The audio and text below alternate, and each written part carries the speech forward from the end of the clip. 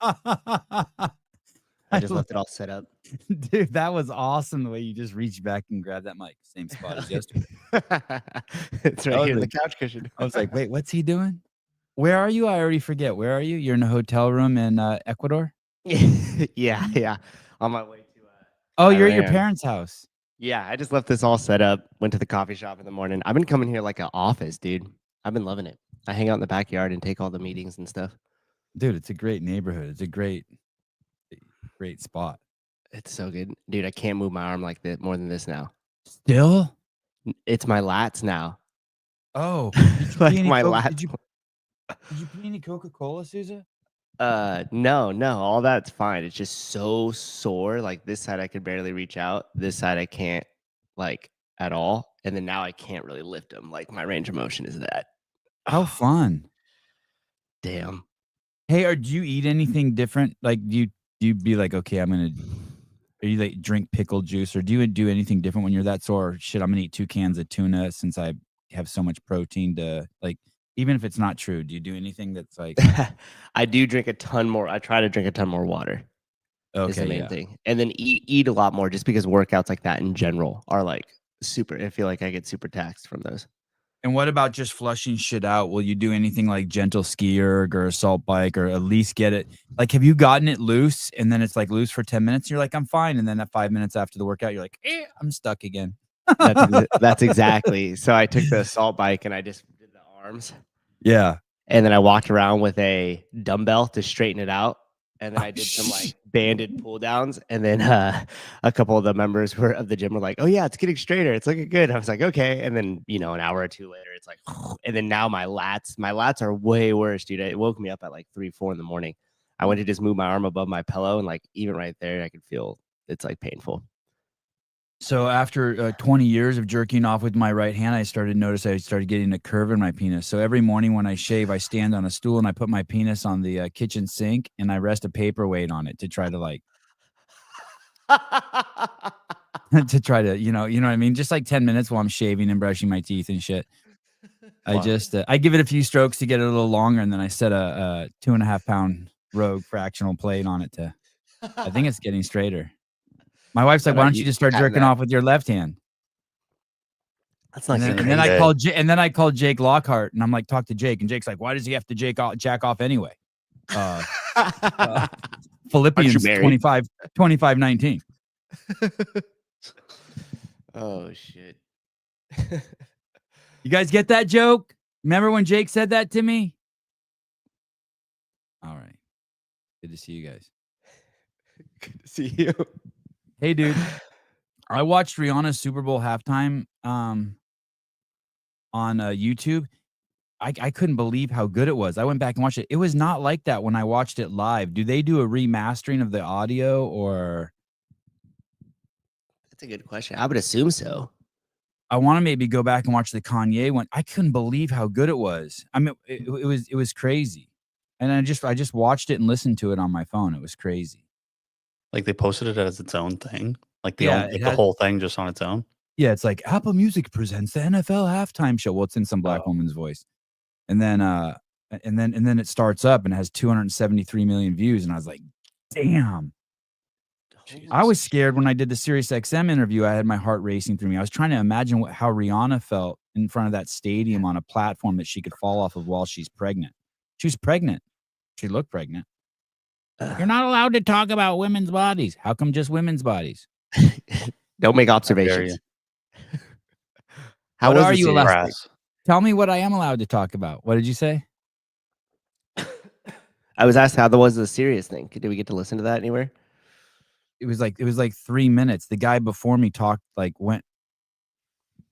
I was supposed to go on at 10:35. Of course, I'm early to everything except for this show. I call in at 10:25. I listen. Then by 10:45, they haven't brought me on yet.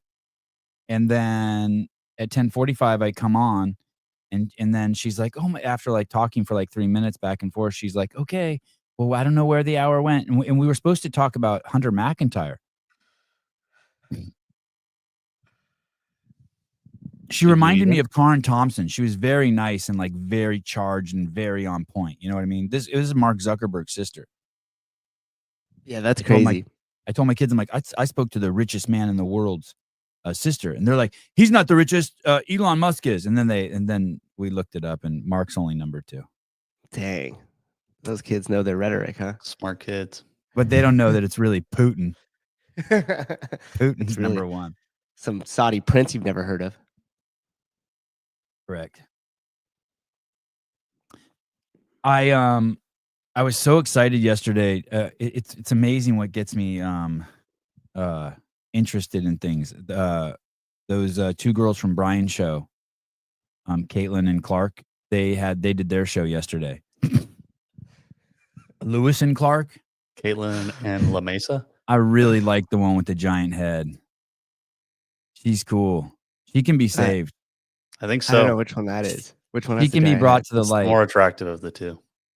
They're both attractive. cute. Yeah, they're both. How could they not be? Don't you do that, Caleb? They have youth on their side. What are you talking about? They're adorable. But that one, the big headed one could be saved before. Like you can tell. Like she grew up around. There was a man in her life somewhere. Like she had a dad, or do you know what I mean? You can tell there was like testosterone. Most don't. There was like testosterone somewhere in her life. What is the other one? What's the other one? What ethnicity is the other one? Did we ever decide? She's Iranian. Oh, she is. She's Persian. Yeah. Oh, and she could be saved too. Interesting. I've been watching a lot of videos on the history of Iran. Holy fuck, man. There was so much beaver there back in the 70s. It was crazy. Yeah, Iran used to be cool. Big, huge brown eyes, thick, crazy hair. It was just Kardashian shit everywhere. Now it's kind of crazy. I was looking at a photo this morning of this Iranian man carrying his 2 kids out of a building that had just been bombed. And I'm like, shit, it looked like me. You know what I mean? I'm like, shit. It's stressing me out. Now I know how crazy. Now I know how blacks feel when George Floyd had Chauvin's knee on could have been anybody, dude. I was like, fuck, that could have been me. Just a victim of circumstance, you know? Yeah, clearly had no responsibility in that I just swallowed 5 bags of fentanyl. Well, that's the most racist thing ever said on this show. Oh, is Hattie coming? is Hattie's coming on? Hattie Canyo's coming on Pedro's podcast. What, today? No, next week. Do we need to get Hattie on? I like Hattie. I'm so easily swayed. When we were doing the NorCal broadcast, when she won, for some reason I can't remember. I went on to I stopped the little bit of commentating I did and ran onto the field for a second, I think, to talk to Taylor or to do something. Straighten his camera out. Yeah. And as I went out there, Hattie grabbed me and hugged me, and I was like, lifelong. I was like, okay, lifelong fan. Nice. You know what I mean? Just all her sweat on me and shit. She just engulfed me. Like, you know what I mean? Like she was saving me from an old folks home. Yeah. I pictured her as a firefighter in that moment, saving me from an old folks home. She's carrying you out of the bombed out building. Yeah. Oh God. After that whole thing, when I don't know if they separated all of them for the drug testing or whatever they do, like you're not allowed to be over there with them. Yeah. And she came walking by, this is maybe as they were escorting them or something, and she smiled and gave a thumbs up. And I kind of looked behind me and I was like, oh, maybe she's signaling to me that she made the games. And then I just waved, and I was like, that was the weirdest interaction I've ever had. And then I thought about it for a minute and I looked behind me again. And I was like, she definitely didn't wave at me. She was signaling John or somebody else or Bill. And I was like, fuck, this is weird.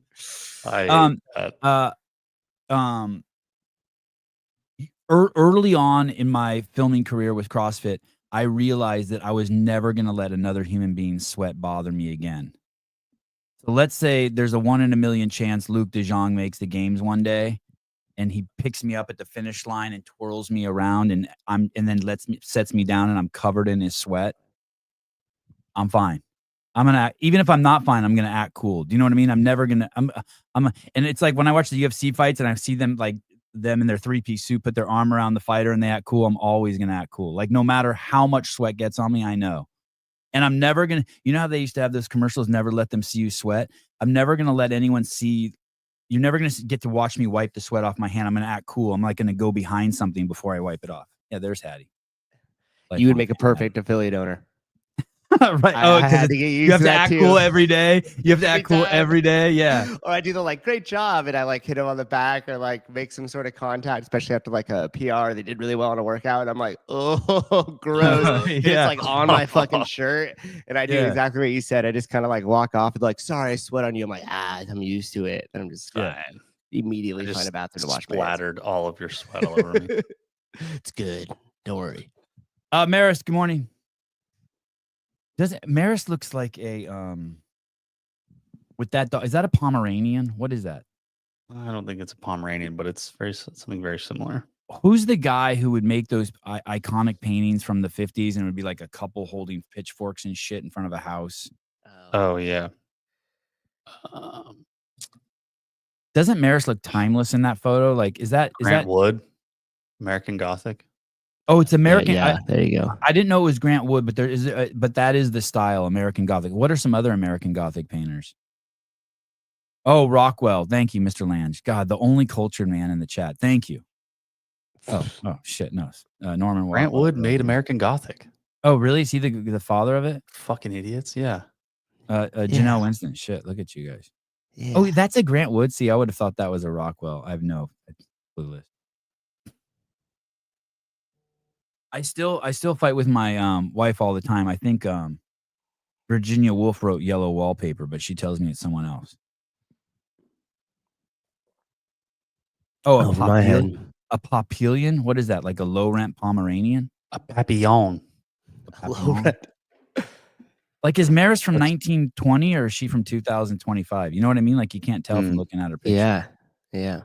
Like if she put on like one of those like polka dot sundresses or something and then put red lipstick on, it would look normal on her. Yeah, exactly. Yes. Well done. Timeless. A timeless look. Freedom of speech painting. That's Norman Rockwell? Yeah. I maybe I was just looking for an excuse to get a new rower. I mean, shit, I don't know. You bought the Rogue one, didn't you? Nuh-uh. Didn't you? Know. But you caved. I haven't bought it yet. But I'm going. This pushed me over the edge. It sucks because I really like Greg Hammond. I really like the guy in this video. I really like this guy who works at Concept 2. He's so fucking cool. And I watched a ton of videos on Juneteenth yesterday, and I'm like, okay, whatever, you know, like, because my kids kept asking me why they don't have to go to Kumon yesterday. Government holiday. Yeah. You told them all Gordon, right? But I had no idea what Juneteenth was. But this shit is crazy. Ride at least 1,900 meters today on June 19th. Concept 2 is donating $19,000 and will donate an additional $2 for everyone who participates, up to a maximum of $38,000. Use the pre-programmed 1,900 meters WOD and erg data. Why is there? Isn't it supposed to be 2,000 meters? Why 19? Oh, because it's June. Because yesterday was the 19th. Okay. It's on theme, dude. That's right. Juneteenth didn't have is like a day paint job for the rowers. to remember freedom and emancipation. Not really, but racial equality never happens in one defining moment. This is why Concept 2 has chosen to support organizations that seek to make an impact on the systemic racism present in our society every day through sport. Every day, systemic racism. That sentence doesn't even make sense. Are they saying there's systemic racism in sport? Mm-hmm. Yeah, I think what he's saying is by a rower, if I'm reading that correctly. But it's so sad because they're are they going to donate it to white college students? Are they going to donate it to white firefighters? That's all the racism in the last 10 years has all been against white people, like 90% of it in the workforce. 99% of it in the workforce has been towards white people. There are some crazy numbers about the Fortune 100 companies hired like only 6% of the people they've hired are white. We have a friend who's is in the accounting department of one of the largest universities in the world. For the past 10 years, all they've hired based on is DEI. That's all they've done. Well, a lot of them get funding for that too, right? From their larger parent companies. That ESG They're doing it because they're getting funding from the federal government to Mhm. hire DEI. That's why they're doing it. The racism is being pushed from the top all towards what it's just it's a Well, so crazy right. thing. It's a crazy thing for Concept 2 to weigh in on and be so vague, but I'll never support them again. I just view them as a racist company, even under the guise of racial equality. I now view them as a low integrity, low IQ, racist company. Just say what I would be so much happier if they would be like, hey, we're donating it to this elementary school in Chicago. And then that, do you know what I mean? Like, I get it. Like, you want to donate it to a poor elementary school in Chicago and it just happens to be 99% black, go for it. Like, I'm fully support that. But to put it under this umbrella, I have no problem helping people. I love it. Do you know what I mean? Yeah. Right. But don't say it's racial equality when it's such a confused topic in this fucking country. Yeah. Do you think he actually has a stance on that, or you just think this was a opportunity to market stuff? I mean, that's how I view all these holidays, like the Black History Month, the Pride Month, even Mother's Day, Father's Day. I view them all as just kind of these corporate opportunities. Don't Valentine's Day. don't dip March. your don't dip your toe into it then. Do you know what I mean? Oh, I wouldn't. Yeah, I get it. Yeah. I mean, I sold the Rainbow Flag CFL T-shirt, did phenomenal. So It did do phenomenal? on Juneteenth. Oh. I have I rock my rainbow CFL shirt sometimes. It's a good shirt. I made a statement too. I was like, buy my shirt, Bitch. we're broke. I don't know. No, I don't think Juneteenth is a bad thing. No, not at all. I think it's misleading. I think all of it's misleading. Juneteenth is segregated Independence Day. Yeah, that is true. Here's the thing, Pat. You what's the outcome you want? By the way, I wasn't saying anything negative about Juneteenth, but what's the outcome? What's the outcome, you know? Conversations. It is once again time for my annual Don't Tell Me Happy Pride Month post. Why don't you open your little earsies and listen to somebody who was actually there for the fight before it became a brand deal or a trend. Oh, geez, we fought the fight when it could cost you your family, your job, or your safety. Not just your spot in somebody's podcast. We just wanted basic human rights. We wanted to love who we wanted to love without being treated like a public health crisis. Nobody fought so grown men could march down the street in leather harnesses while children watched from the sidewalk. Now it's 2025 and Pride's turned into a rainbow glitter-covered nightmare.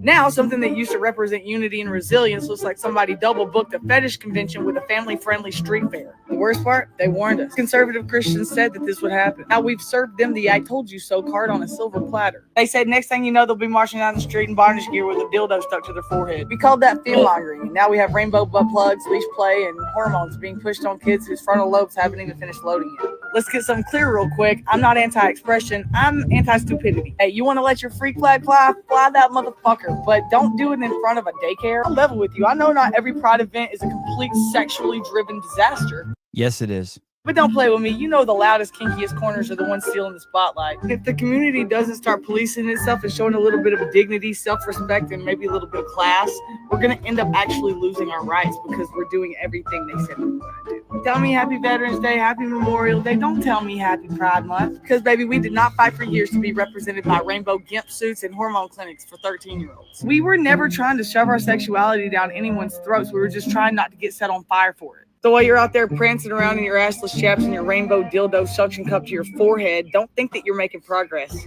You're not pushing forward. You're pushing people away. And it's embarrassing. My pride flag, still red, white, and blue. Hey, Pumpkin, it is once again. Yeah, bitch. Hey, it's amazing how much she said. It's amazing how much she said. Like she spoke from big picture to specifics. She talked about the politics, like, hey, the conservative right, Christian right is now got an I told you so, to what they fought for. No offense, ladies at all, Brian's friends, angels, but this is what it looks like when someone actually says something. Like this chick said in 90 seconds more than they said in an hour. Did you see Pool Boy in the chat being like, how about an example? How about an example? Dude, I can't believe they went there with the change thing. I don't know, I don't know how many of you guys watched the podcast yesterday, but Brian's channel has a new podcast with these two young ladies on it. And kudos to them. The hour went by like that. They were entertaining. It was an hour podcast, and fuck, it blew by like in 5 minutes. Yeah. But holy shit, you did not say anything. I think they know that though? Do you think they know that? Or do you think they are just feeling that like we're like, not we're, but like people are picking on them in the fact that they didn't give a specific example? I mean, they just said, go ahead, Caleb, go ahead. I think they think that they're just being picked on. They're like, well, we're saying a lot of things, so and everybody's getting wound up and riled up about it because we're saying things. But it's not about them saying things, it's about them not saying anything. Do you think that they purposely don't say anything because they don't want to get pinned in a corner? Or it was Talking Elite Fitness too. When they're like, hey, we're not afraid to share. There was one point when one of the girls said, we're not afraid to share our feelings. And I'm like, of course you're not afraid to share your feelings. You hide behind your feelings. Your whole game is to hide behind your feelings. Because God forbid you actually say anything and we get to drill down and talk about something. They said so many things that were so outlandish that I don't think that they even know that they said. Yeah, that's where I was coming from, because part of the time as they were discussing stuff, I don't think they realized that there was big gaps in terms of like, we didn't understand what they were saying as the audience. They might have their ideas in their head, but it wasn't communicated specifically to us. And so an example of that was like, when she was like, oh, I really enjoyed the community when I first started, and now it doesn't represent these things and stuff like that. So it's like, well, we don't know what you enjoyed about the community when you started. We don't know when or if those things changed. And then we don't know what those things are that changed that now it's different from when you started. She so said that's like specifically what we're talking about. She said that as soon as the games started getting sponsored by Border Patrol, that was like, she's like, oh, it's going a different direction. Bitch, more so than when they gave out Glocks for the podium winners back in, what was that, 2016? Dude, yes. Holy shit, I forgot about that. Yes.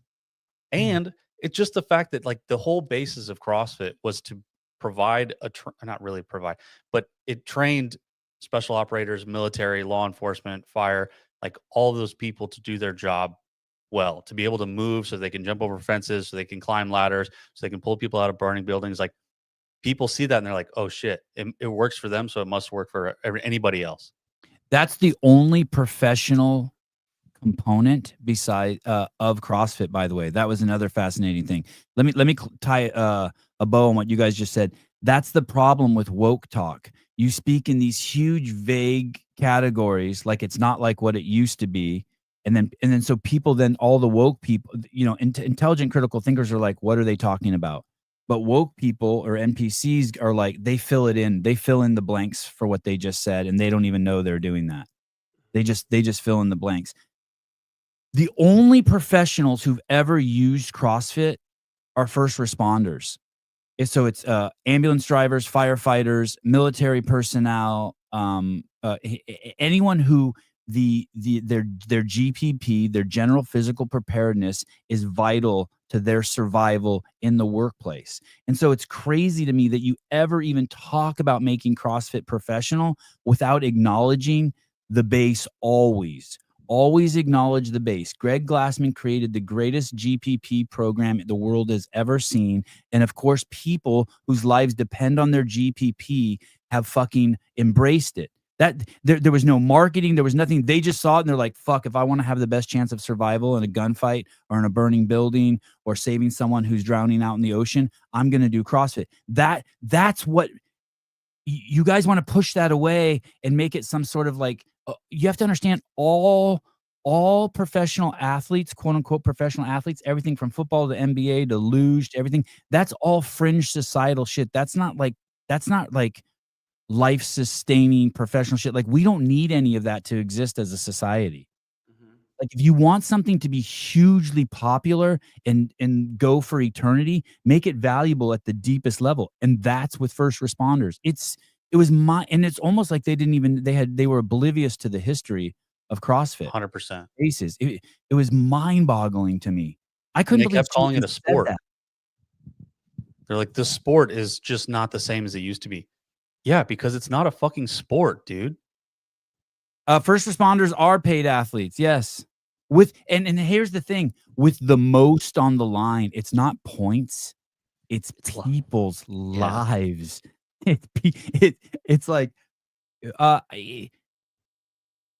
and I get it. They're young and they don't have any life experience, and they're just not well thought out, and there's not depth to their thinking. That's why they don't objectify anything.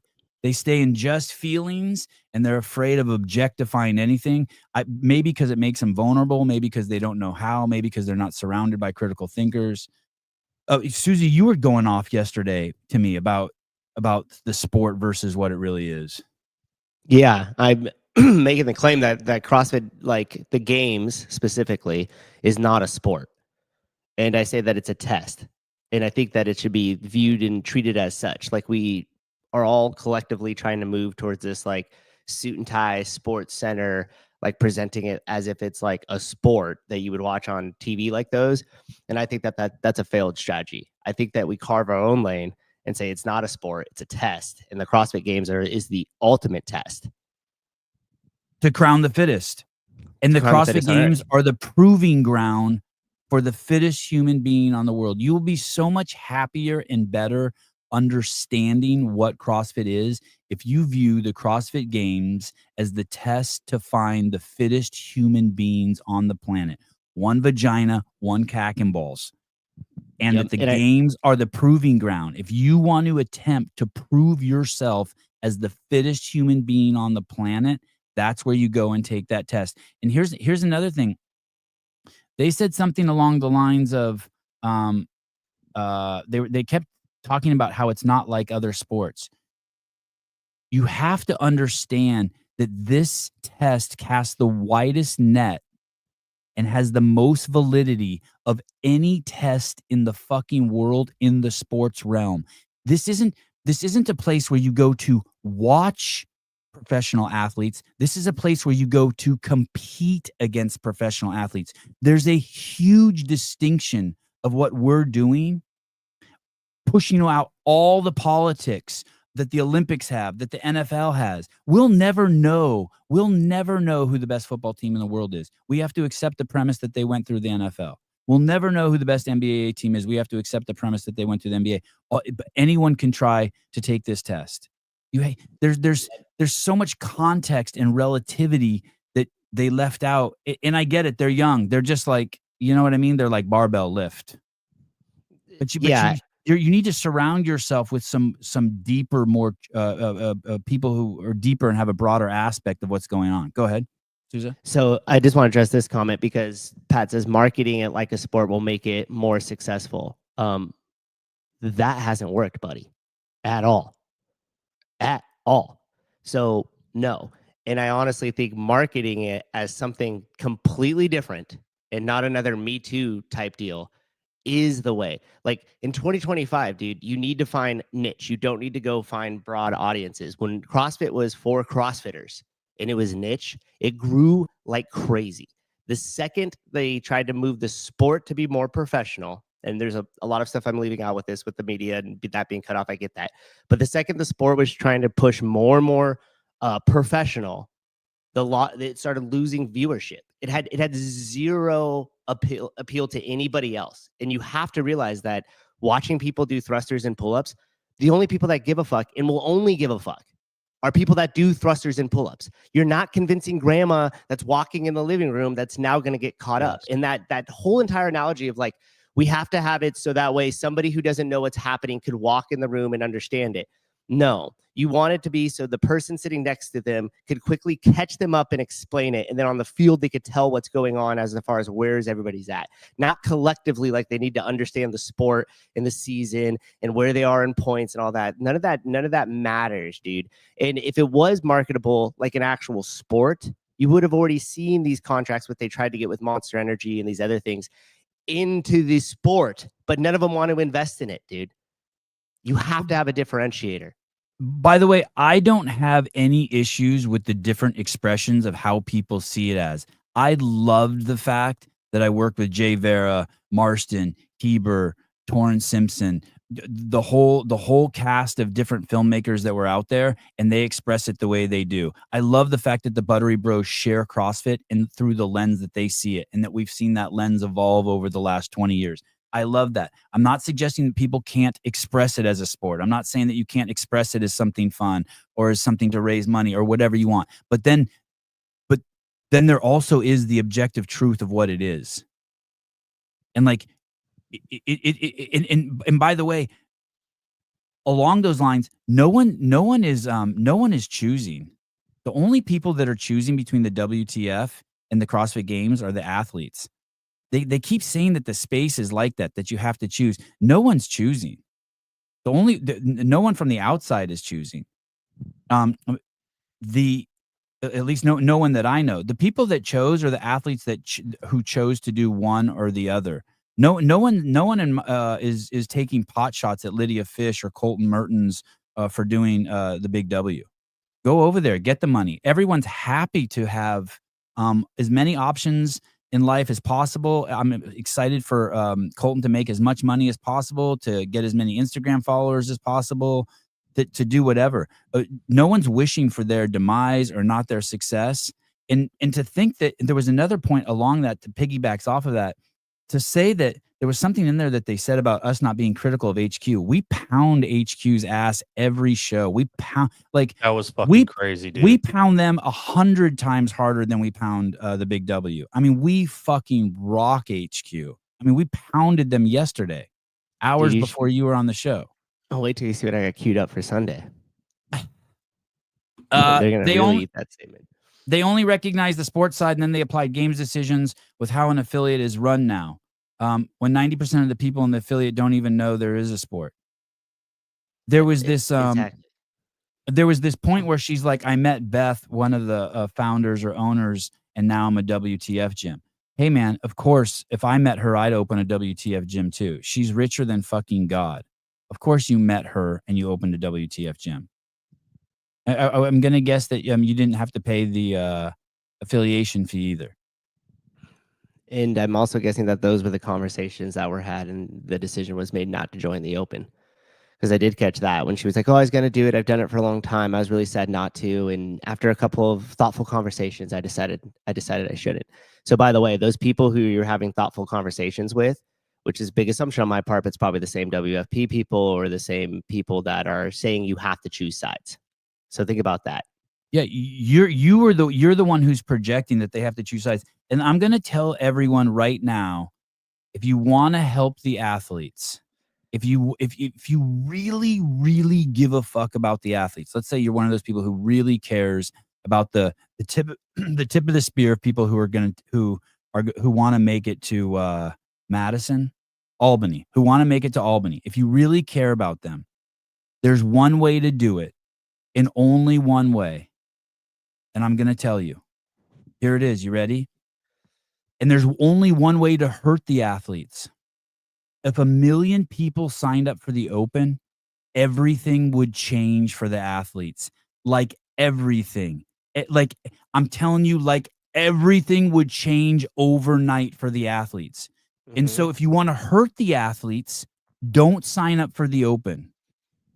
If you want, like, if you really, like, if the Big W really wanted to help the athletes, they would have taken that $15 million and they would have said, we'll pay for everyone's Open to join the Open. Or they would have signed up for how many, what's 20 goes into 15 million? How many times? $20 goes into 15 million. I mean, you could even cut that. Like 900,000. So that's crazy. And if the Open, that's the only way. That because what you would do right there is the ground, the pyramid that they stand on is the pyramid of the open registrations, and there would be a massive groundswell. Sponsors would come from everywhere. Yeah. I mean from everywhere. It was crazy to me that their reasoning for not signing up for the open was So, like, well, by the way, I'm not financially responsible for that. So, and by the way, I CrossFit. don't care, and I don't care if you don't sign up for the open. I'm forced to sign up for the open. I don't want to do the open either. So I don't care. Like, just so you know, so I'm not 750,000. Yeah. For what? What 750,000 people could sign up for the open? Wait, what? How do you get that? No, I want to do dollars. I want to do 15 million divided by 20. Isn't that what you said? Yeah, it's 750,000. Yeah. Oh, so that would be 750,000 people extra they could have had sign up for the open, and that would have been like a game changer because everyone would have looked at that and been like, "Holy shit, this thing's skyrocketing." That's it. Mm-hmm. That's the at the end of the day, that's the easiest and only way to launch the if you really want to help the athletes. And if you want to hurt the athletes, do the opposite. Boycott the open. Talk shit about the open, boycott the open, and it's done.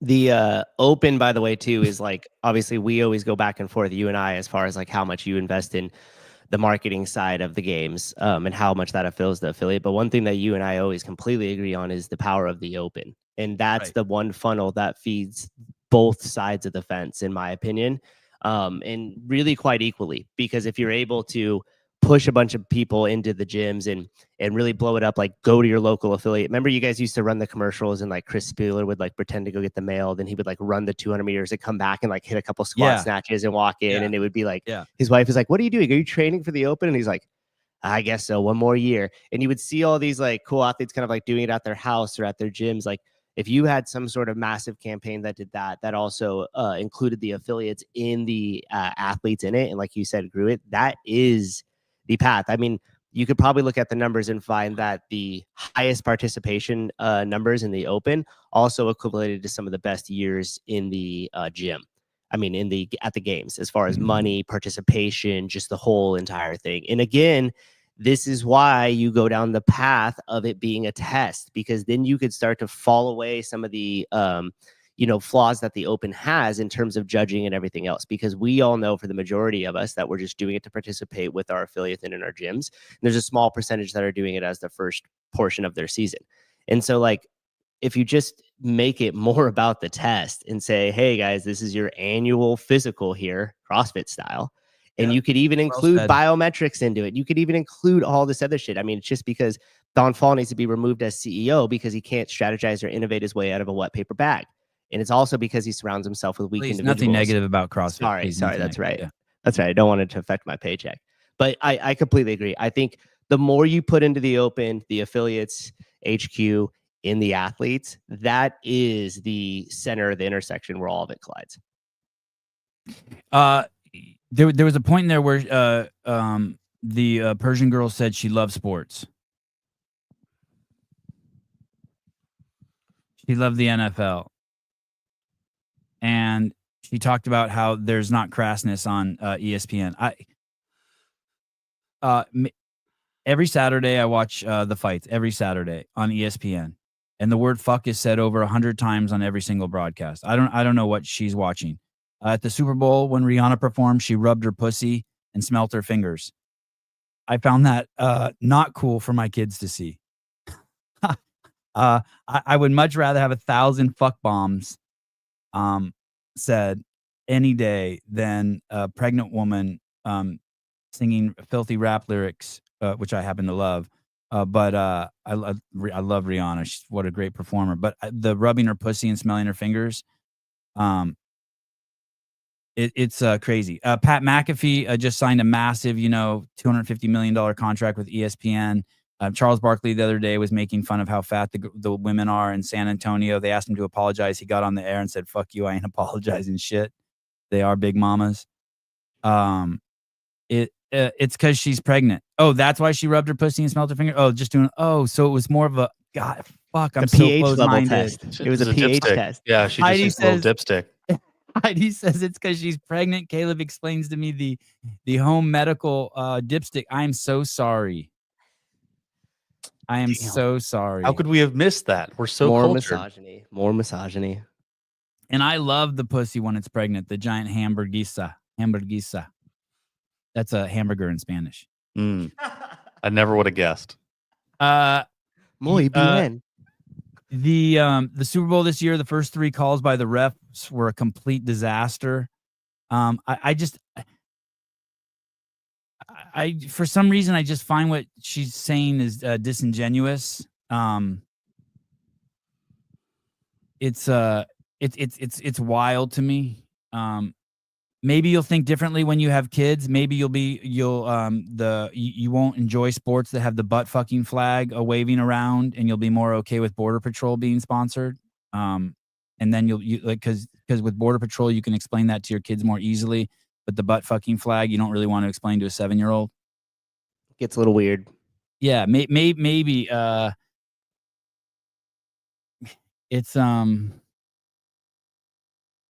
anyway, it's I had trouble processing a lot of stuff, but I want to tell you I thoroughly enjoyed it. Like I was gripped by it. I was like it was 1 hour that blew by in 5 minutes, but I think I figured out Sousa has come up with some psychological profiles, the steps that people go through. And I think so the first episode you talked about yourself and you ran out of stuff to talk about. Now the second episode you talked about your feelings. And I think the third show, your third and final show, will be you guys pivoting to the victim mode. You'll say this space is mean, and then that will be your final show. I'm guessing. You only giving him 3? Yeah, of course. Oh, okay. I was gonna Come on, buddy. I was gonna give him 5. No.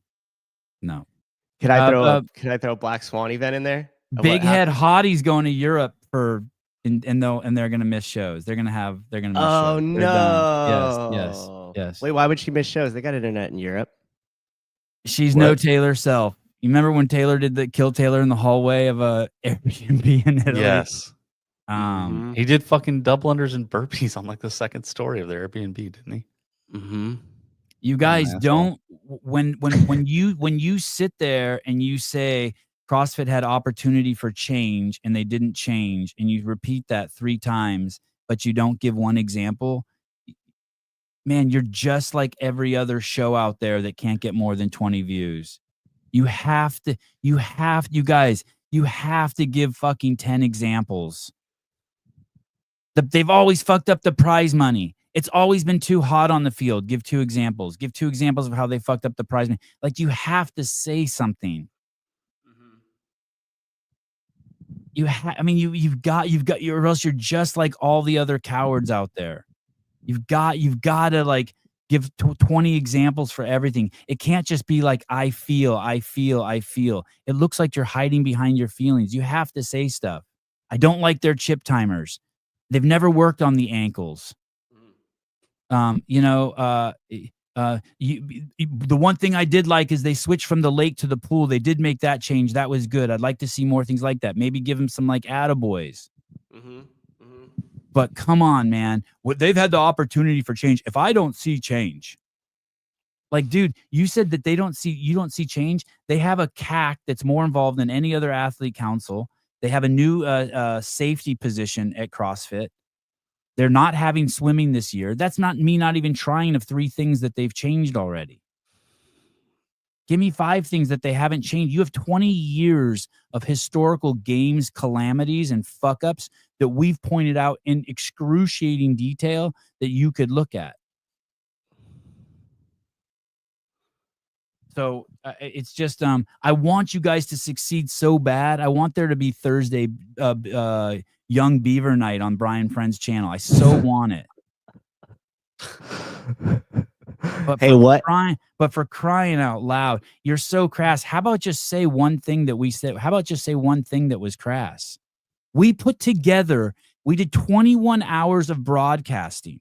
We did 20. Where is that video? Can you pull that video up? There was 21 hours of broadcasting at NorCal. And I think Andrew Hiller. Andrew Hiller put together a compilation of 1 minute and 27 seconds of crassness. So you can see it all. We gave it to you. When Hiller made that, I immediately sent that over to HQ to try to beat lab management to the punch. Which was a good call.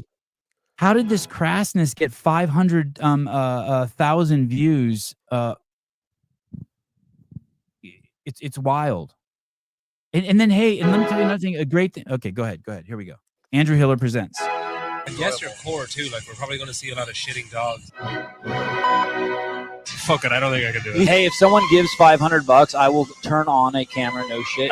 Dude, I think that requires a blowjob. Not the one connected to all the shits. Holy shit, dude! Zach Levy is going for it. Yeah, fucking cats. Let's ask Angelo. Is your boy fucked? Oh, here it goes, shit! Holy shit! Shit. 2 more workouts to go. If you want to say shit that you regret, go on Pedro's podcast. He's doing crazy shit right now. Spencer Panchik is crazy. Last time Scott Panchik was on a rope, he fucking broke his leg. There wouldn't be this story. There wouldn't be this narrative if we didn't talk shit on day one. Get the fuck out of Sterner's way. Our on-field interviewer talks shit to every single athlete. I don't want to voice my opinion. I would say definition of constructive criticism. At that point, you're batshit crazy. This sport's not for you. Well, you're not being paid, so you got nothing to lose. No one can say shit. Yeah. He's gonna show up at Taylor's house and beat his ass.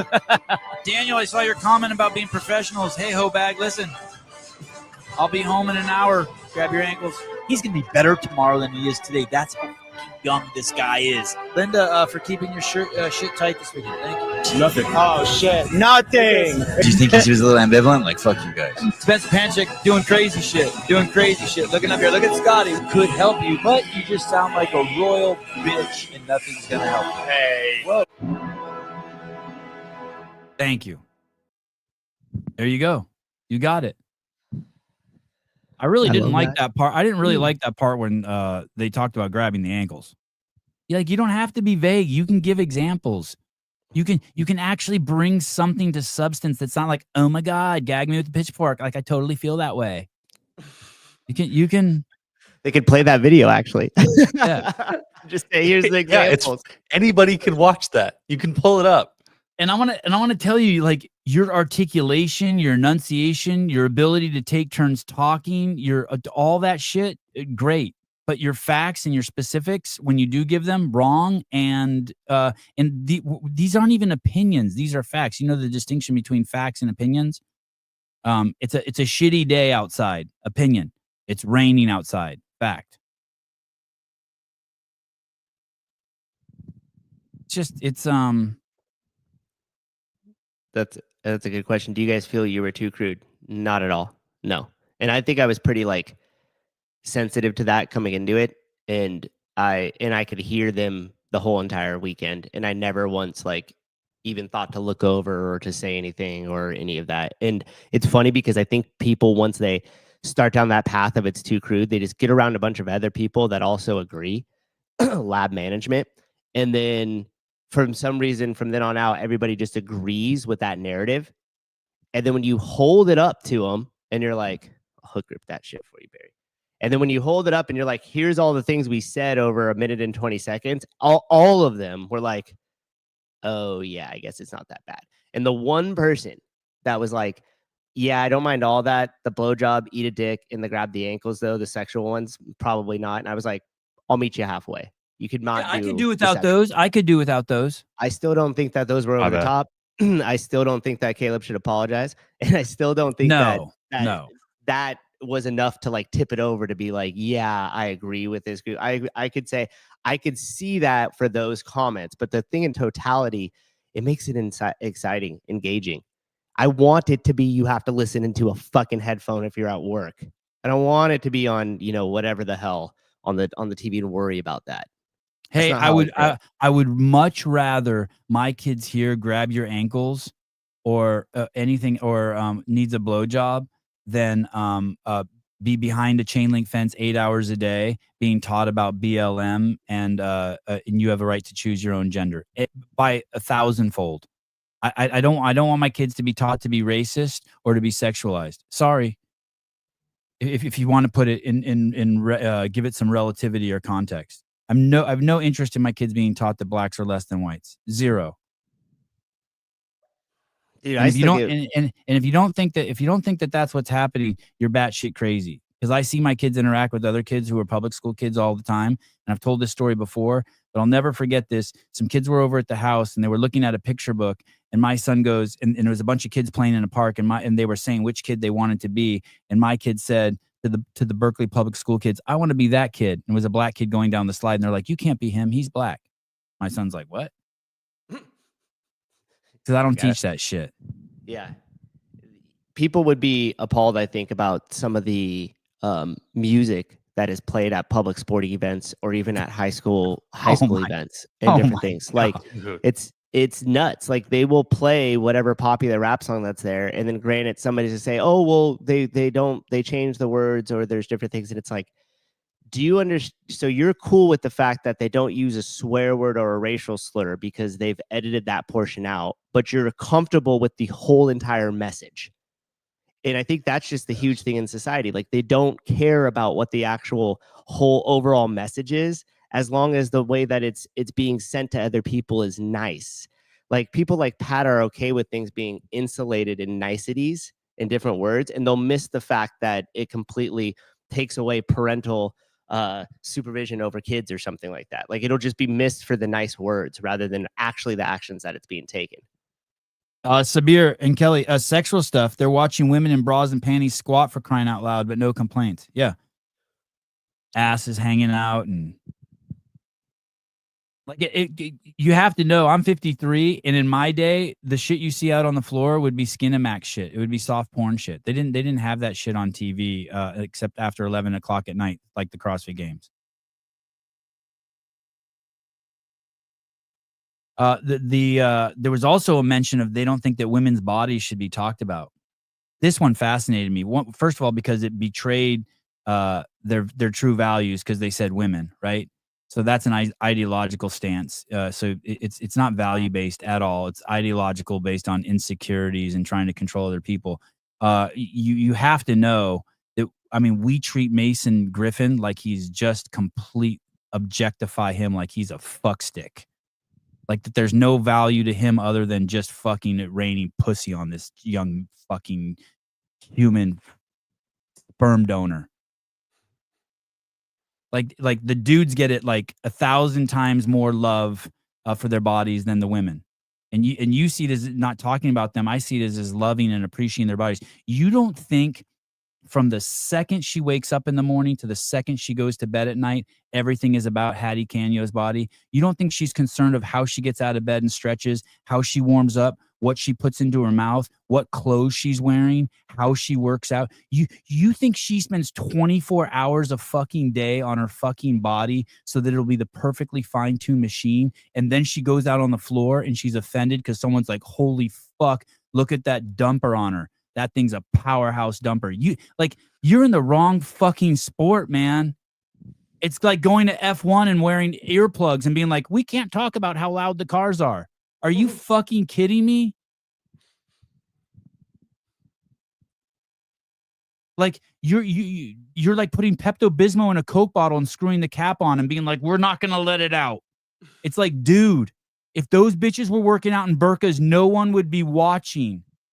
So what you're saying is we're all there to see them work out and their bodies fucking glisten and see ultimate human performance with these insane bodies, but pretend like you're not.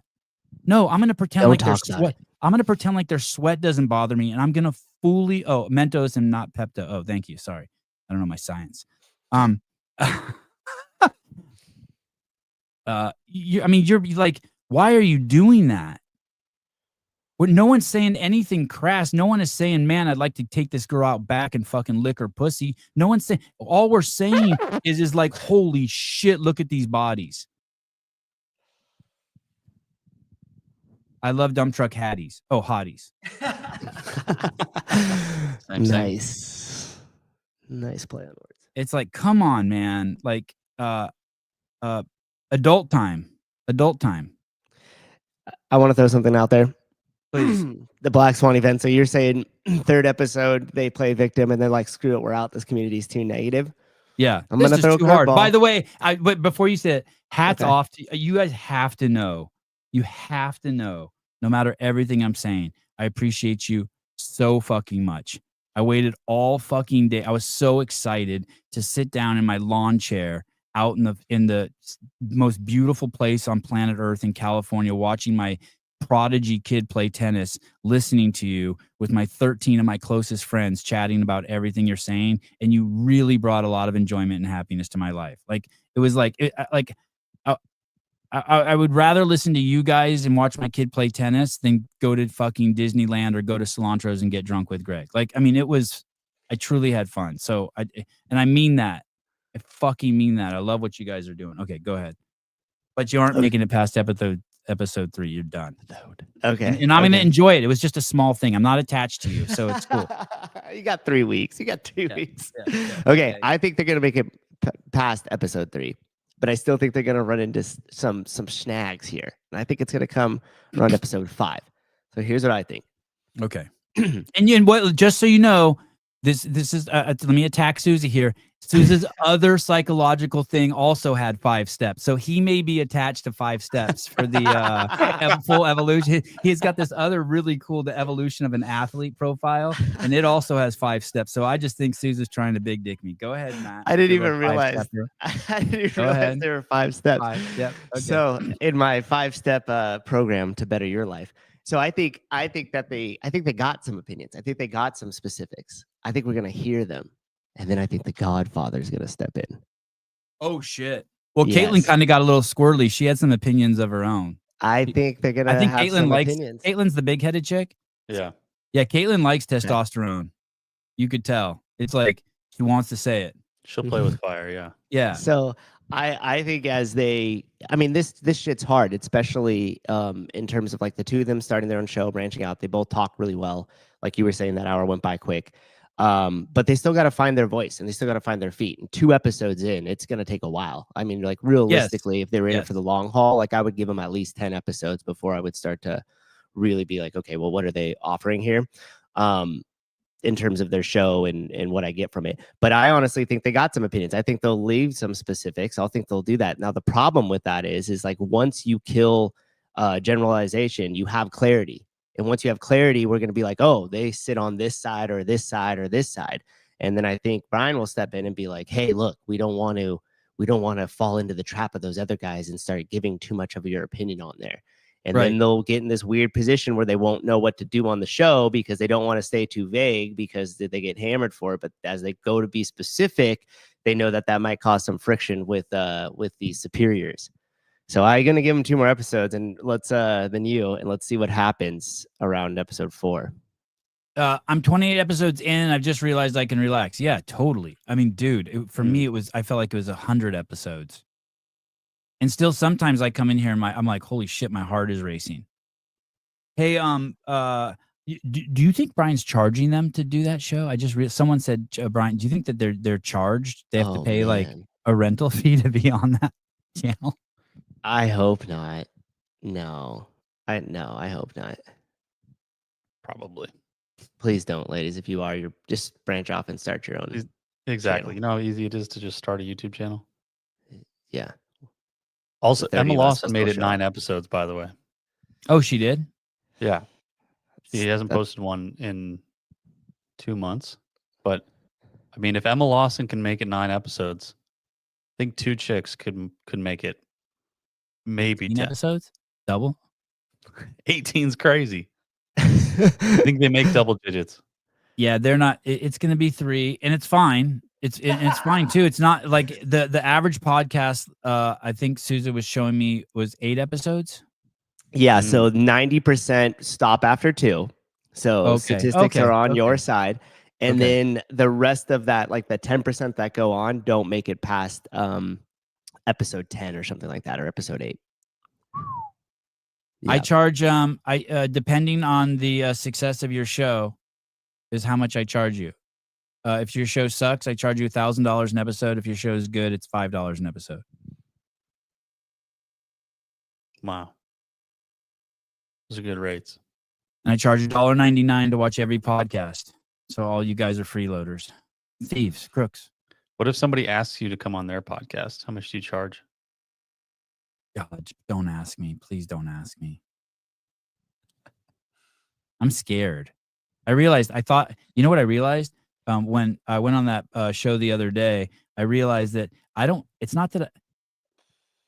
I tell myself I don't want to answer questions that people ask about me, and so I'm scared. Like I'm I don't know. Like I'm gonna let down the audience when I go on another podcast. I feel safe here. Like I feel like here you can leave, but I feel too much. I feel so much responsibility when I go on someone else's show, so I'm scared I'm gonna let them down. Yeah, that's good. That's how I felt with the broadcasts. Like you're gonna. Oh yeah.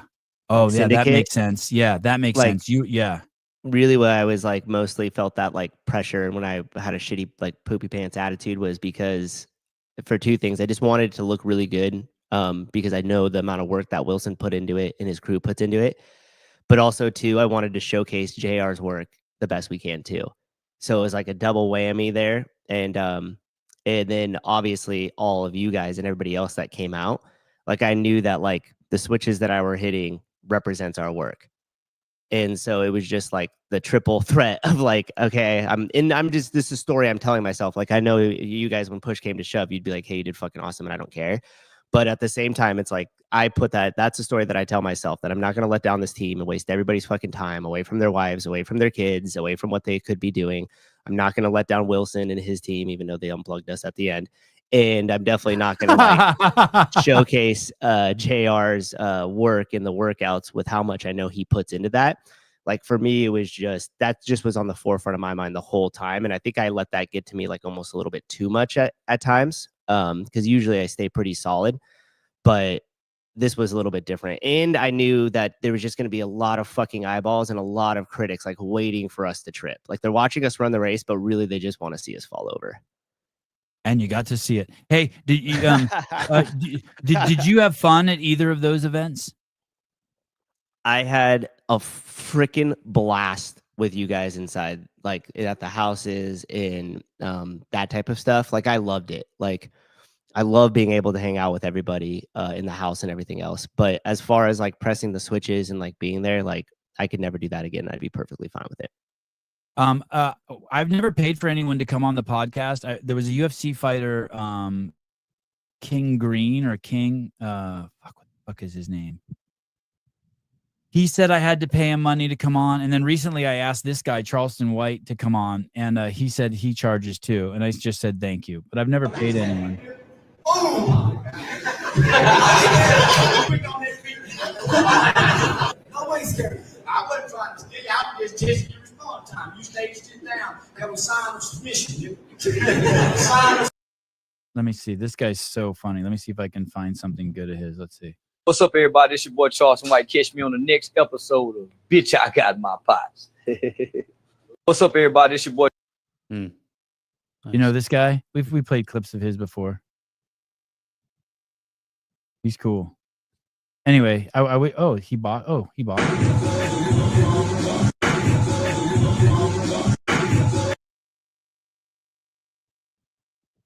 Where's his good stand-up? Is that the right page? Yeah, I feel like this is like. Are you in the tagged page or something? Yeah, it's weird. I feel like there's nothing of his normal shit there. No, you're on the right stuff. Anyway, he's great. Oh look, he was with the Island Boys. Kick this bitch ass. You remember? Kick that bitch ass.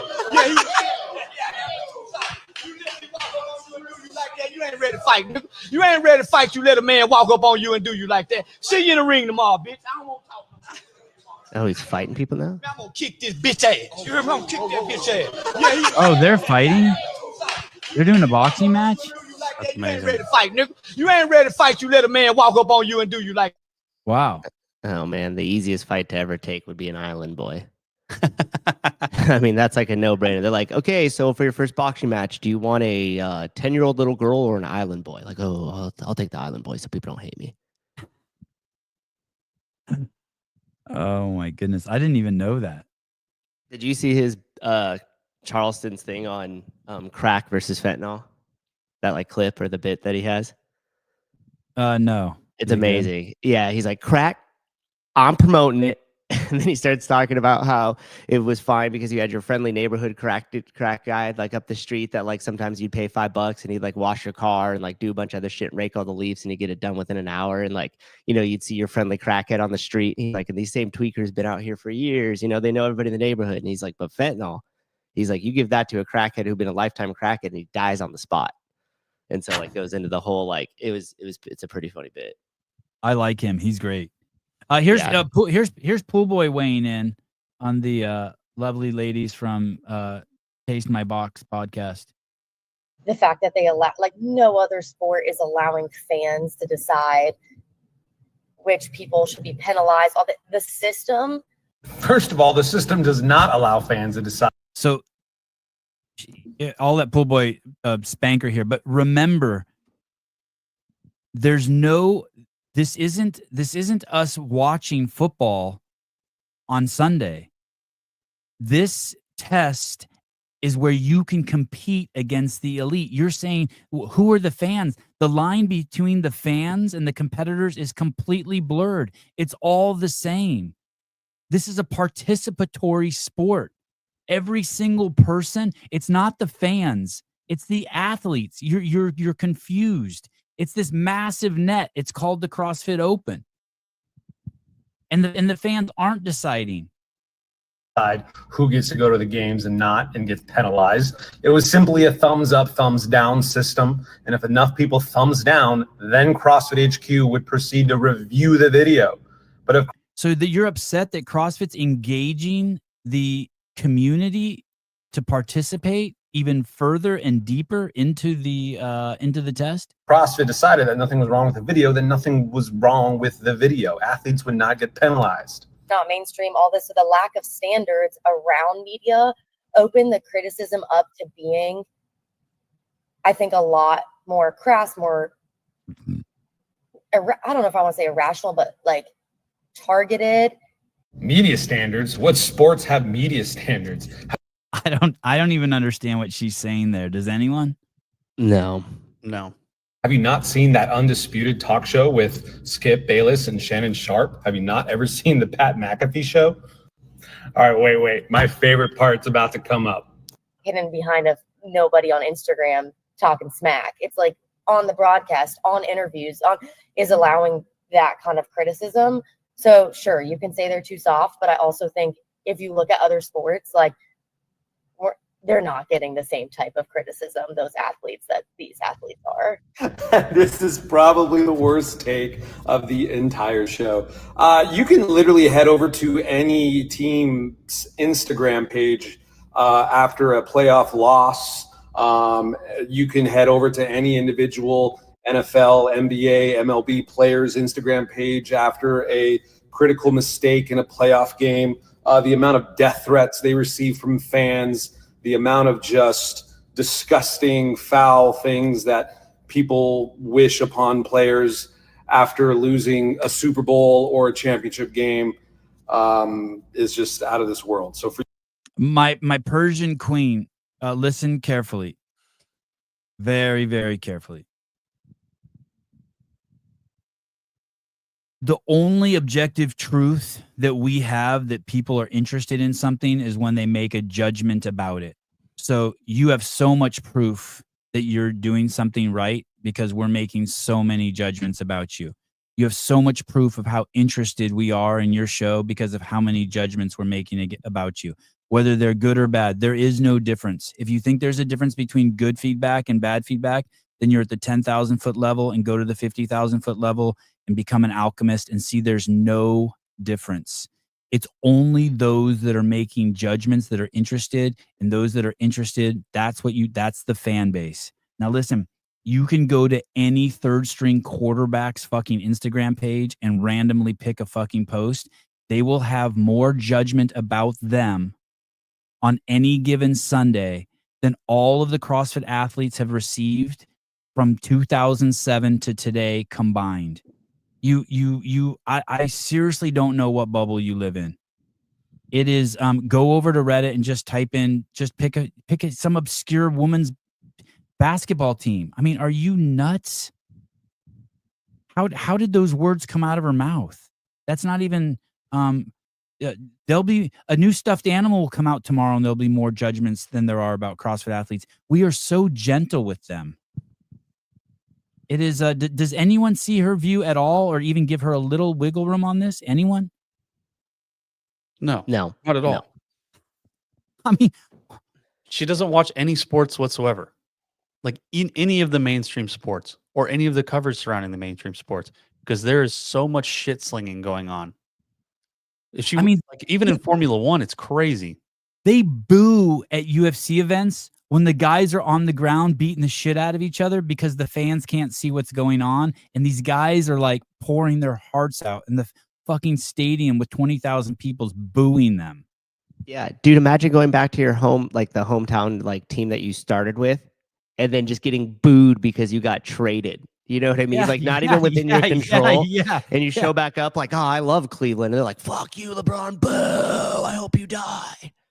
Right? Like, imagine what would happen to Pat and Mike McCastney. Like their heads would explode. I said a bit about fentanyl was funny, and he was like, you think overdoses is funny? Pat's like, exactly, Mike. It's like, the fuck? The guys, I know we haven't talked about it in a while, but cahormones.com. Go get your testosterone up. Biomaxpeptides.com. Thank you. Sorry, Biomax Peptides. That was A for effort.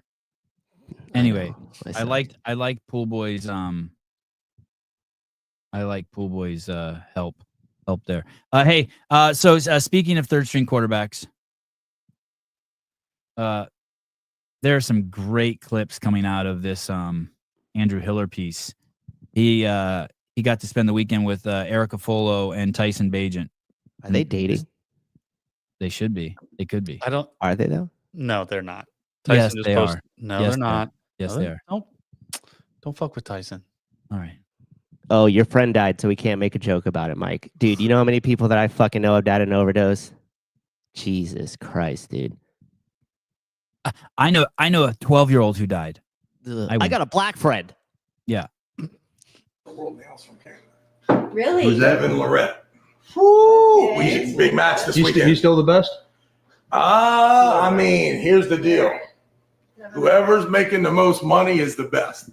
I don't care about no rankings or anything. Is that right? Yes. Okay. When it comes to arm wrestling, and he's killing it. Who's the best CrossFitter then? Who is making the most money? Danny Spiegel? That's him. She is him, dude. Oh my goodness. That's fucking funny.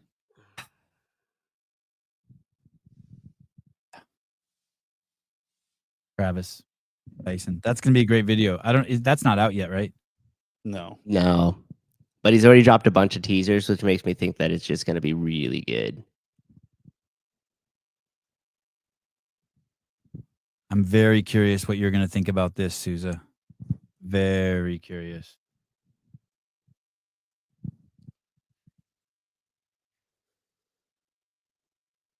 Charlie Kirk's getting destroyed in the comments. Okay, here we go. You believe that the Jews run the American government? That's not a secret, Charlie. Well, no, I find it hilarious that all of Trump's cabinet is Jewish. Have an AIPAC advisor. Not a single person in Congress can make a decision without asking their advisor. Israel did 9/11, Charlie. Oh, they did. Wow. Why are we in the middle? I served. Why were we in the Middle East? Well, I mean, you can, why were we in the Middle East? You can reject involvement in the Middle East without also believing Israel did 9/11. So if Israel did 9/11, help me understand this. Who were the hijackers of the planes? They weren't hijackers. Oh, CIA and Israel worked together. No. Explain to me what happened on the aircraft. Okay, first off, what we have to understand, there's only one plane that actually crashed. No, okay? there were three. No, the building's imploded. Okay, if a plane's going to hit a building, why would the building fall down? Time out. Flight 93, did it exist? Flight 93 existed, yes. Okay, so who tried to hijack that plane? They sacrificed those people to make it look like Bush was targeted because they wanted to cover up Bush's involvement. He just happened to be in Texas reading a book to elementary kids, and they're reading a sign on a whiteboard let me say that talks about towers falling, Charlie. Anti-Semitism. We've been lied to since the beginning of this country. Jews Jews, Freemasons, all of it's a satanic agenda. Israel is the synagogue of Satan. They're killing innocent people in Palestine over the guise of sovereignty. New World Order is coming, Charlie. Guys, anti-Semitism is literally a brain cancer, as you could see. How is this anti-Semitic, Charlie? Okay. Explain to me Flight 93. Who was it? The government put them there. No, who was it? They crashed a plane intentionally to make it look like George W. Bush was targeted. Who was the hijacker? No, this is important. They can never answer this question. Who is the hijacker? They didn't have real hijackers, Charlie. They were plants. Okay. So they got the black box. Of course, it was all just like a conspiracy. Just like they found the passport miraculously 2 miles down from the crash site in I'm sorry, New York. what? They just happened to find one of the hijackers' passports laying on the ground 2 miles away from the crash site in New York. It just happened to be there. They just walked up and found it. They just randomly happened to find a perfectly good passport. With that piece Look of it data. up. Look, World War II was fought not over what everyone thought it was fought of. Every war is fought by. It is funded by the rich, the Rockefellers, all the rich, the Rothschilds. Okay, so let me ask you a question. They funded all those wars. Was Hitler bad? I don't think. I think Hitler was bad. Yes, Hitler was bad. Yes, but did the Holocaust happen? The Holocaust did happen. How many people died? Not 6 million. How many? It was not 6 million. I don't have many? I don't have an exact number, Charlie. Yes. I don't have an exact number. It wasn't. Okay, but 6 you said million. it's not 6 million. You must have an alternative. How do you know it's not 6 million? Because there wasn't even 6 million Jews in Germany. Okay, well, I mean, you tell me. You're the expert. The reason why Jews have been run out of 109 countries throughout history is because every time they get into a country, they try and take it over. In Nazi Germany, again, they are having transgender surgeries, underground transgender surgeries. They're promoting homosexuality in schools. You believe that the Jews run the American government? That's not a secret. So my first thought is, oh fuck, is my wife a Jewish agent? Oh shit. Because he keeps referring it to the Jews. And how about all these Jews I know? Are they all agents? Because he keeps referring to it as Jews. So that part makes me nervous. Like I'm and you know, Ryan Dawson said that he red pilled a Jew, and like, you know, there's not even my kids have been, one of my kids was had his DNA checked, and he's 50% Armenian and 50% Ashkenazi.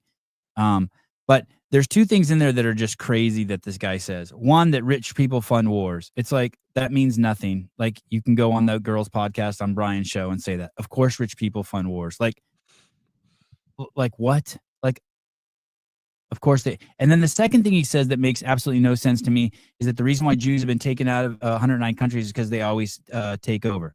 No, that is because they always try to take over. No, that is not true.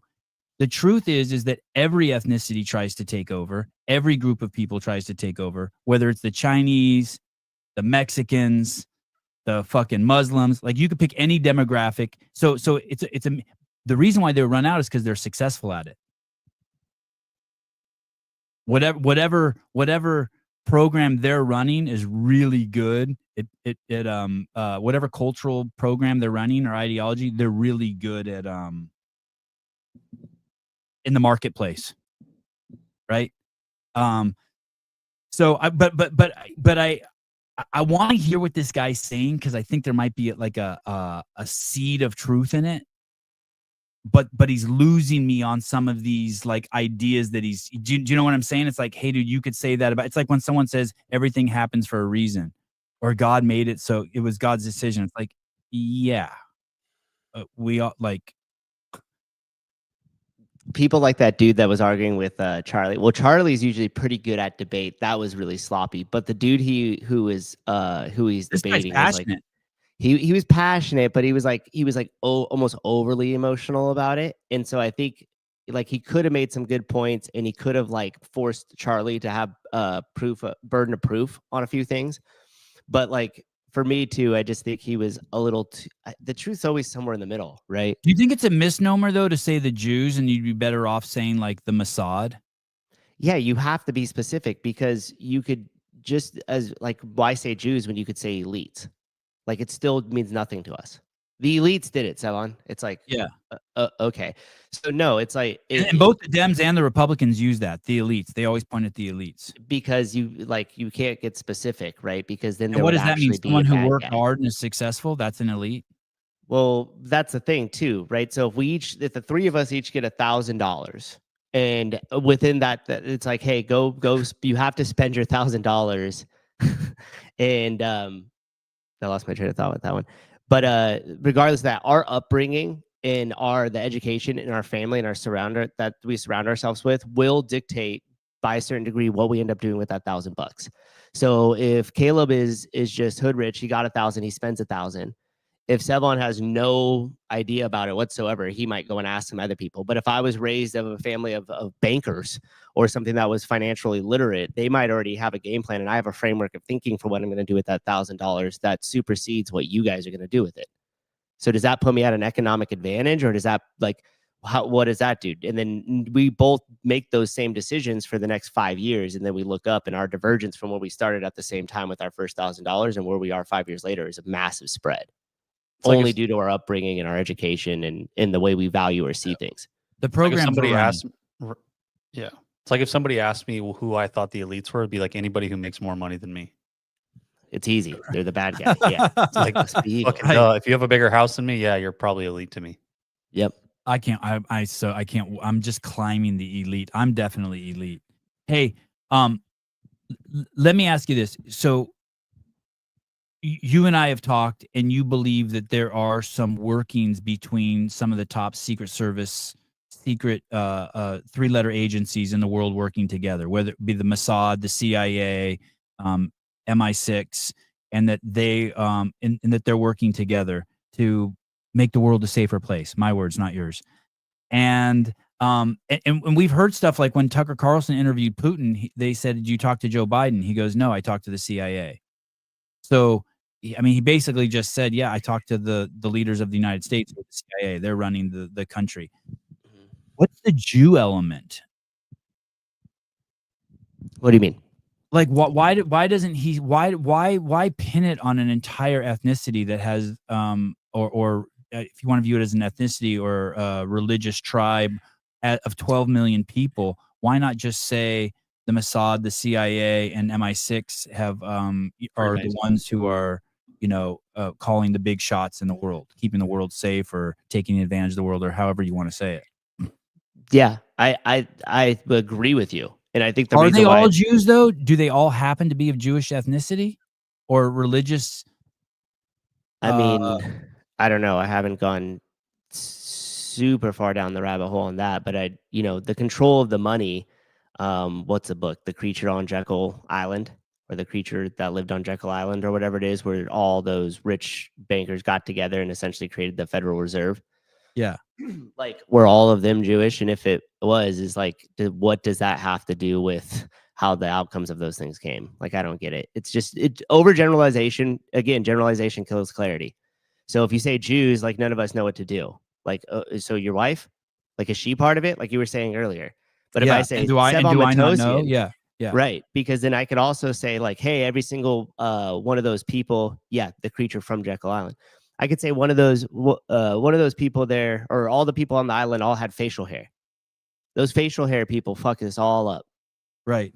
It's too general, and when you have general, it just creates tribalism, and I don't think that actually like gets anything done. I heard the stat the other day that 50% of black jurors will always acquit if it's a black person on the in the trial who's being convicted of something. Interesting. I don't know if that's true, but definitely if I was on a jury and there was an Armenian dude, I would feel a little like, or any big-nosed, brown-eyed guy, I'd be a little like biased. Well, then maybe that has something to do with it, that people protect their own, huh? Yeah, I mean, people protect their own, right? Yeah. Hey, I was tripping the other day on how any of these people, if let's say all the stories are true about the Clintons and all this shit, they're not Jewish, right? No, I don't know. And Obama's not a Jew. But I was thinking about all these stories we hear and nefarious actions and killings, and how do these fucking people trust anybody? How do they? You mean how like do the politicians and different things? Yeah, just like these people who are in the, like, we just keep hearing all of these stories about, conspiracies and the savagery and the claw climbing, up the political ladder for power. but it just sounds like a horrible way to live your life. You just never can trust anyone. Your best friend this week could be your worst enemy next week. I don't think that's also just like politics. I think politics is at the forefront because we see it on the media all the time. But I think a lot of industries are like that, dude. Don't you? I mean, there's a story that Patrick Bet David has about this insurance agency getting this big client that was going to be worth, tens of millions of dollars. And when they were going to lose the deal to the other insurance company, he basically honeypotted them and freaking had some really good looking chick sitting at a hotel bar that they knew he was going to be at. She acted all upset, then moved closer to the guy. And then they started a conversation. She got him a couple of drinks and she's like, let's just do something crazy. Like, why don't we go back up to your room? And so then he was like, oh, okay, all liquored up and doing what guys do. He knew of that. And he knew of that story. Yeah. And then after that had happened, the other agent sent him like a video or a photo or something like that of him inside the hotel room. Like she had filmed it. And he was like, hey, so this deal's done, right? Or this goes to out to everybody. And then he lost the deal. Hey, you could go to jail for doing that to someone, can't you? If you get caught, I mean, it's blackmail, extortion. Yeah. Is that illegal? Why would that be illegal if you were to be like, hey, Sevon, if you don't quit your podcast, I'm going to show this picture to your wife? Yeah. How is that illegal? It's extortion. They tricked you into something, and then when you did it, they're now what if using they didn't that trick me? against What if you they to didn't do trick something. me? What if they had a photo of me just with fucking Joe Well, you were Ellis railing me in a hotel room? So you were in private, in a private Joe, room. to drag you into this, yeah. And you were filmed, again, like without your knowledge. What if it was in a public space? Well, then it is what it is because it was just Hey, a public space. wouldn't you rather be Wouldn't you rather be extorted than them just showing it? Like, let's say someone had something on you. Wouldn't you rather be extorted than them just releasing it? Like, wouldn't you rather have the chance to buy the footage of you doing something crazy than someone just releasing it? I mean, I guess so, given those options. Damn. My wife would stay by me. I mean, you could also just pull like the Dana White and the Trump thing, and then you get it, and then all of a sudden you just go like, all right, hey, this is what happened. These people are blackmailing me. This is what I was tricked into. This has nothing to do with any of you people. This is between me, my family, my wife, but here it is. Fuck these people that tried to extort me, and I'm moving on. Honestly, I think most people, if you handled it that way, like most people would probably just be like, oh, okay, that sucks. Yeah, get it. Ask your wife before you marry her. Hey, if someone tries to extort us, you got my back?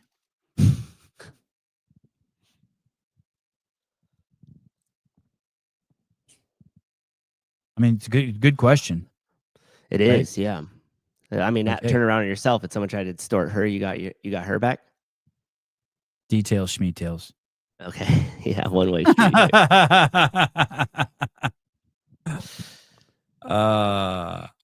Wow. Oh, it's easy now. Just blame AI. That's getting crazy, huh? With how good that shit is. That's getting crazy. Yeah. The gorilla running through the forest with a selfie cam. Yeah, the Star Wars film. That shit's crazy. Pat, you can fact check this. I didn't fact check this. Harvard law professor wishes that America burns to the ground. I'll dance on its grave. No surprise, she has fucking punched a hole in her septum. And she has the fucked up international haircut of I'm fucking batshit crazy. I honestly don't care anymore if this country destroys itself, burns to the ground. The current form of the United States is incompatible with democracy or human rights. Democracy. This is a fucking law professor? And she thinks that the United States is a democracy. It no longer has any legitimacy to govern, and I'll dance on its grave. Let something better rise from the ashes. There's another one of those people that don't have any sense of the world or history whatsoever. She's a transgender menace. She's a fucking menace, that's for sure. You guys, don't forget what I told you about this massive university that for the last 10 years, you guys all know the university has only hired DEI based on DEI. For 10 years, every single fucking employee went through the DEI filter list. Why? Because the federal government was giving this university money for every DEI hire. And my buddy told me it's the curation of the dumbest fucking human beings you've ever met on the planet. Complete incompetent nincompoops. You wouldn't even believe it.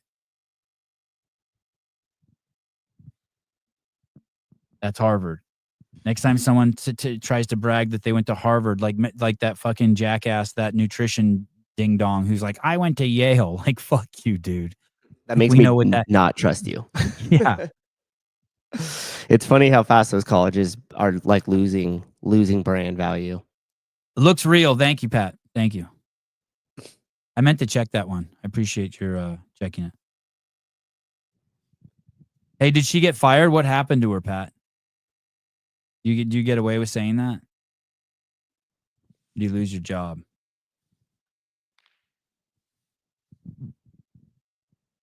JD Vance went to Yale. Looks like it. He got some street cred. Vance? Yeah, I give him. He's got some street cred, I think. From what? From being an E4 in the Marine Corps. His upbringing. You're not a JD Vance friend. I honestly don't know enough to form a real opinion. I should probably preface it with that. I think he got a lot of credit with the military just because he was part of the E4 Mafia. Because he was part of the what? E4 Mafia. That's his rank? Yeah, so if you're in the military and you're an E4, it's like the perfect rank to never have to do anything but know everything. Is that what Don Paul is? Oh shit. No, he was an officer. And we all know that everybody in the military knows that officers never do anything anyway. They just do a lot of paperwork. So like the real work wasn't Jocko an officer? Yes, he was. Also explains a lot, doesn't it? Yeah. Good. And Dave was not. I think Dave was just straight enlisted. So Yeah. that explains a lot about Dave. But if you are He was like running from the Hells Angels. Yeah. What do you mean respect the E4 Mafia? I'm in it, you dumb idiot. I'm part of the E4 Mafia. I've been in E4 for like 6 years, dog. Yeah, he ain't going to. I fucking run the E4 Mafia. Yeah, yeah. You don't have to do fucking anything. You just know a lot of shit, and everybody asks you to do stuff, and you just tell them, "Don't ask about it later. It'll get done," and then you just take care of it. And that's how the E4 Mafia works. Hey, And Caleb, that's do you how think JD Vance works? Do you think we're going to drop the GB57? I don't know what that is. You know it by another name. That's why. You know what it is. The GBU 57 series, a 30,000-pound class precision-guided bunker buster bomb developed by the United States Air Force. The GBU 57 is comprised of a bomb body and respective guidance kit. Significantly larger than its earlier deep penetration weapons as the 5,000-pound GBU 28. It was developed in 2002 at Northrop Grumman and Lockheed Martin. Lockheed Martin's the company that just got in trouble for they stopped the 18 of their employees got bonuses, and their head of HR, fat black woman, said no, we're not giving bonuses to people if they're white. Crazy story. Look that one up, Patty. We're working on the development of a 30,000-pound earth penetrating weapon. You think we're gonna? And the only plane that can drop it is this B-2 Spirit thing. Yeah. Crazy. An Armenian guy drew the original sketch of that. It's a pretty amazing aircraft. Yeah. They cost. I think those cost. The Grumman announced a $200 million stealth bomber refit contract. Those planes were already $1 billion a piece, but to carry that bomb, they had to retrofit it for $200 million. The amount of stuff we've had to retrofit because of like nuclear treaties, it's pretty sad. Because we had like a lot of aircraft that were way more capable than they are now. And when we signed a bunch of nuclear treaties, we weren't allowed to do that anymore. Hey, the video of these hitting the ground are crazy because they don't detonate when they hit the ground, and just the weight of the bomb displaces so much dirt. It looks like an explosion when it hits the ground. Mm-hmm.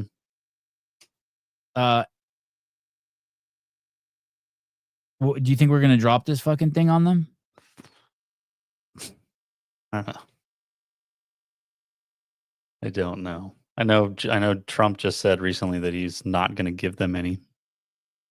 Oh, he did? Yeah. Hey, could you disarm that? Yeah. That's awesome. Caleb, we have a Allegedly. we have a GBU 57 sitting in the desert.